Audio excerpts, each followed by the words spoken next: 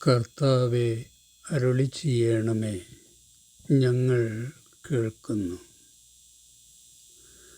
കർത്താവെ, പലരും മനോശാരീരിക ബലഹീനതകളോടെയാണല്ലോ ജനിക്കുന്നത്.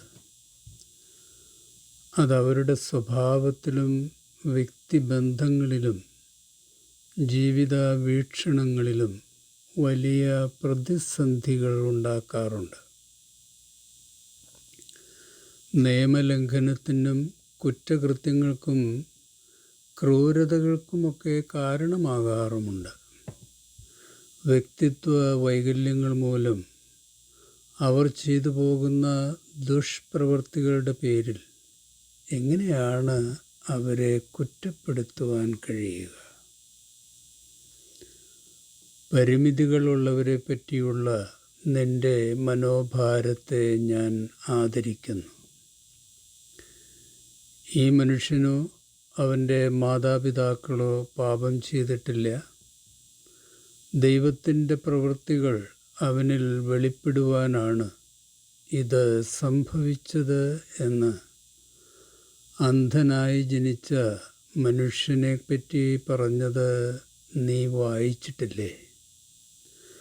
ശരീരമനസ്സുകളുടെയും വികാരങ്ങളുടെയും പരിമിതികൾ മൂലം ആരും വില കുറഞ്ഞവരാകുന്നില്ല. എൻ്റെ കൃപയിൽ നിന്ന് തള്ളപ്പെടുകയുമില്ല. ഓരോ ജീവിതവും രൂപപ്പെടുന്നത് ന്യൂനതകളോടെയല്ല, പ്രത്യേക ലക്ഷ്യത്തോടെയാണ്.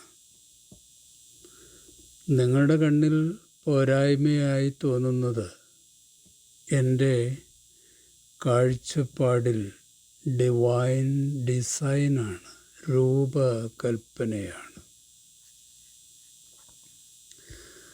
കർത്താവെ, വ്യക്തിത്വ പരിമിതികൾ മൂലം കാര്യത്തിൻ്റെ ഗൗരവമറിയാതെ മനുഷ്യർ ചെയ്തു പോകുന്ന അപരാധങ്ങൾക്ക് അവർ കുറ്റക്കാരാണോ?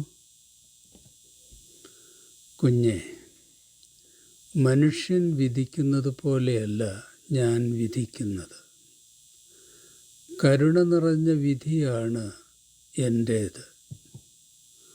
വളരെ ലഭിച്ചവരിൽ നിന്ന് അധികം ആവശ്യപ്പെടും. കുറച്ച് മാത്രം നൽകപ്പെട്ടവരോട് കുറച്ച് മാത്രം ചോദിക്കും. അവബോധവും കാര്യക്ഷമതയും കുറഞ്ഞവരെ ഒരേ അളവിൽ കാണുവാൻ കഴിയില്ലല്ലോ. സ്നേഹം അയൽക്കാരന് ഒരു ദ്രോഹവും ചെയ്യുന്നില്ല.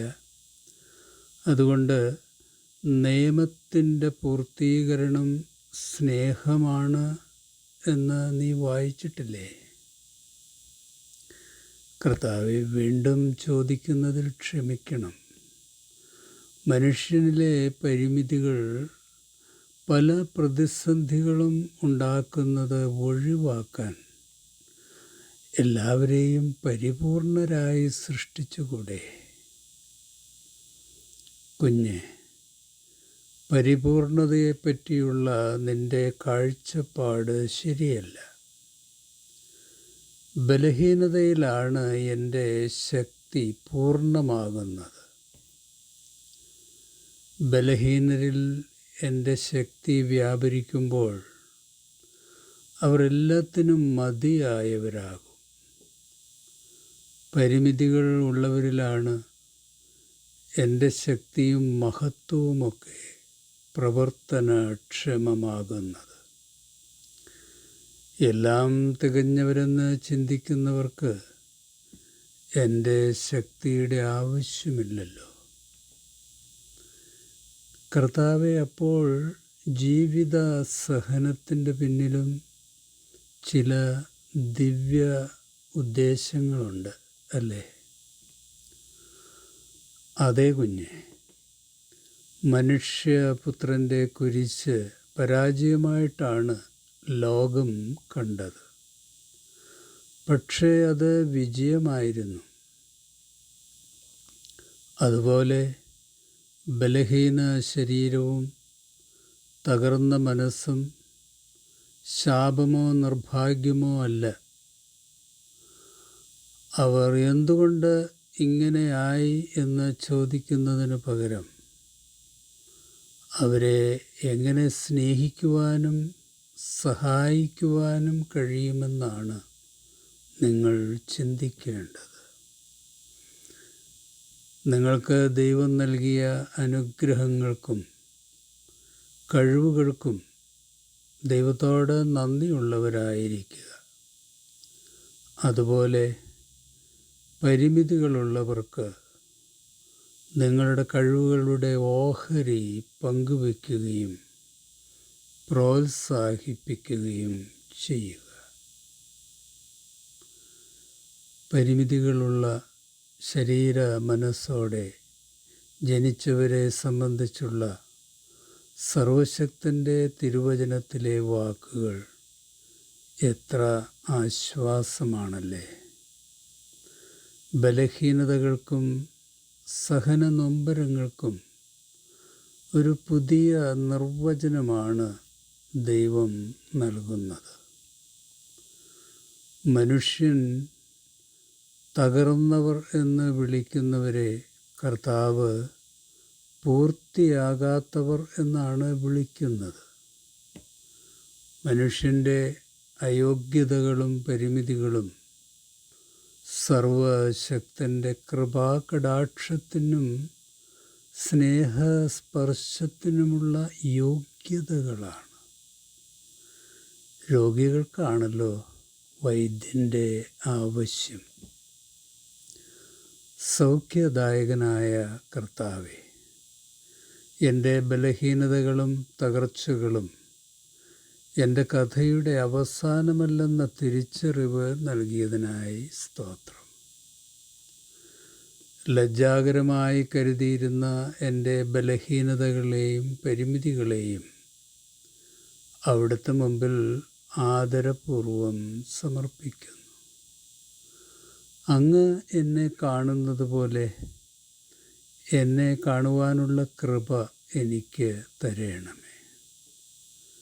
ഞാൻ അങ്ങയുടെ സമുന്നത സൃഷ്ടിയാണെന്നും അവിടുന്ന് എന്നെ സ്നേഹിക്കുന്നു എന്നുമുള്ള തിരിച്ചറിവ് എൻ്റെ അപകർഷതാബോധത്തെ അതിജീവിക്കുവാൻ നാഥ ഇപ്പോൾ എന്നെ സഹായിക്കുന്നു. അങ്ങയുടെ വിസ്മയ സ്നേഹത്തിനും വീണ്ടെടുപ്പിനും യോഗ്യതയുള്ള മക്കളാണ് ഞങ്ങളെന്ന സമുന്നത സത്യം വെളിപ്പെടുത്തിയതിനായി നന്ദി. എൻ്റെ വേദനകൾക്ക് പിന്നിലെ ദിവ്യ ഉദ്ദേശം തിരിച്ചറിയുവാനുള്ള ഉൾക്കാഴ്ച എനിക്ക് തരേണമേ. എൻ്റെ മുറിവുകൾ മറ്റുള്ളവർക്ക് നിൻ്റെ കാരുണ്യം കാണുവാനുള്ള ജാലകങ്ങൾ ആക്കി തീർക്കണമേ.